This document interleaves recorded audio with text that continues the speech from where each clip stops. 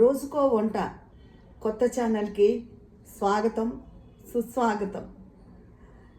రోజుకో ఒక వంట వెరైటీ అంటే గొప్ప వెరైటీ కాదు, నేను ఎలా వంట చేస్తానో రోజుకో ఒక కర్రీ కానీ పులుసులు కానీ చట్నీ కానీ ఏదైనా మీకు హెల్దీ అండ్ రెసిపీస్ చూపిద్దామని, లేదా రోజు నేను ఏమి చేస్తున్నానో తయారీ విధానం ఎలా చేశారో చూపించండి అని అడుగుతూ ఉంటారు.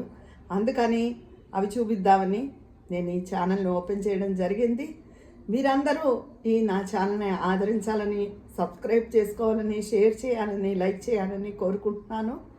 మరి ఈరోజు ఏం చేస్తున్నానో చూసేద్దామా? మరి నన్ను చాలామంది క్యాలీఫ్లవర్ ఫ్రై ఎలా చేస్తారండి మీరు, ముద్దపకుండా డీప్ ఫ్రై చేయకుండా సమానంగా వస్తుంది అని అడుగుతున్నారు.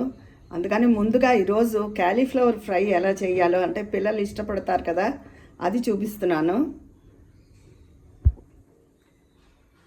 ముందుగా క్యాలీఫ్లవర్ని ఇలా ముక్కలు చేసేసుకోవాలండి. ఇలా ప్యాన్ పెట్టుకుని ఆయిల్ వేసుకుని తగినంత ఉప్పు పసుపు వేసుకుని ఒకసారి పైనుంచి కిందకి కలిపేసుకుని ఒక్క 5 నిమిషాల ముందు మూత పెట్టుకోవాలండి. మధ్యలో కలుపుకోవాలండి. చూసారా, కూర కొంచెం తగ్గిపోయింది. ఇంకొక 5 నిమిషాలు ఇది మెత్తబడుతుంది. క్యాలీఫ్లవర్ ముక్క మెత్తబడిపోయిందండి. ఇప్పుడు ఈ క్యాలీఫ్లవర్ ఈ ప్యాన్ని పక్కన పెట్టుకుని వేరే చిన్న ప్యాన్ పెట్టుకోవాలి.